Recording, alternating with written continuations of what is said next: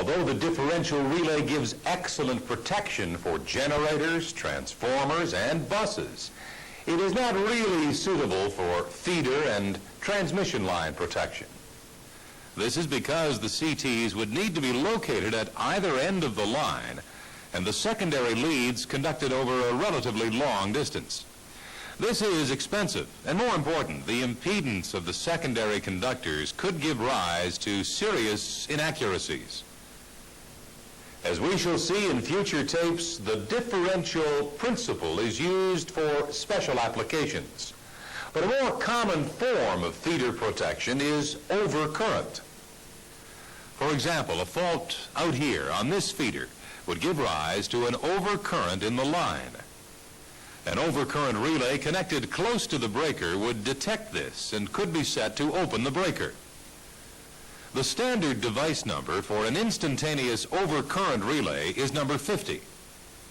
Here is a typical instantaneous overcurrent relay of the clapper type.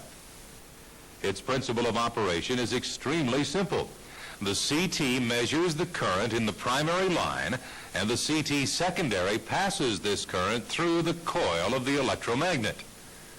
The resulting magnetic force pulls the hinged armature, that is, the clapper, against a restraining spring. If the current input to the relay is above the preset pickup level, then the relay contacts will close and so energize the tripping circuit. The pickup level can be adjusted by selecting taps on the coil and also by adjusting spring tension. Here's another type of instantaneous overcurrent relay, the plunger type. In this case, the electromagnet pulls the plunger up against the force of gravity. Again, the pickup level can be preset by adjusting taps and also by adjusting the position of the core.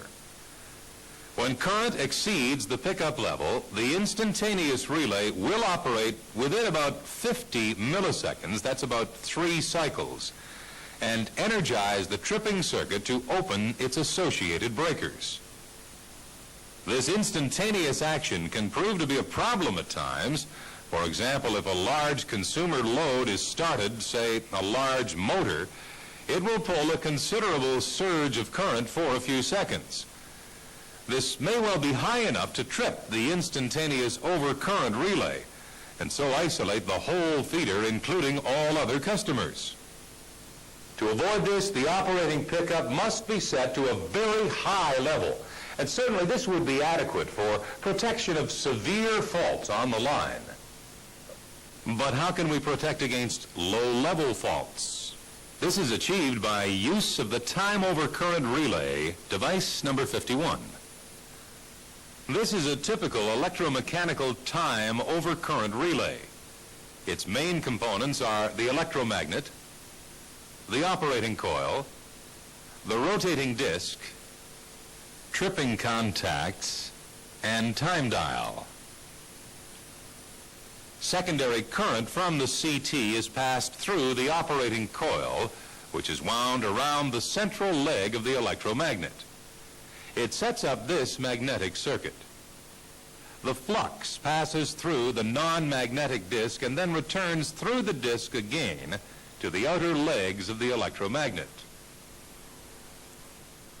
In this condition, the disc will not rotate, as these two fluxes are in phase.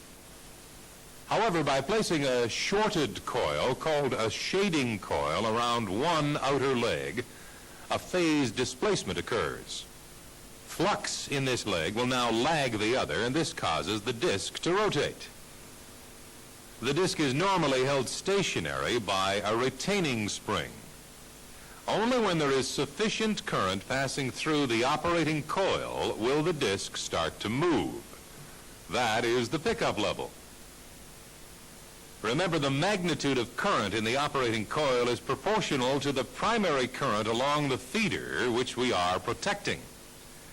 So the greater the primary current, the greater will be the operating current, the greater the flux, and in turn, the faster the disc will rotate.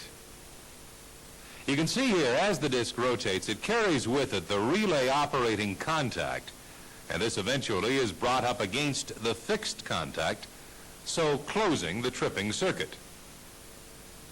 This is the well-known inverse time characteristic as shown by this family of curves. The time for contact closure is shown on the vertical axis, plotted for different values of relay operating current. The higher the level of fault current, the quicker the operation of the relay. Moreover, for any particular current value, we can adjust the operating time by adjusting the time dial here.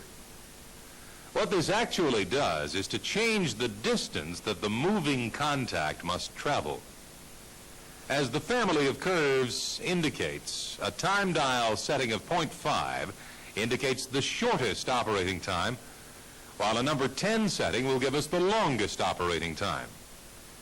When reading these curves, please remember that the value of current along the base is expressed relative to pickup current, that is, as a multiple of tap setting.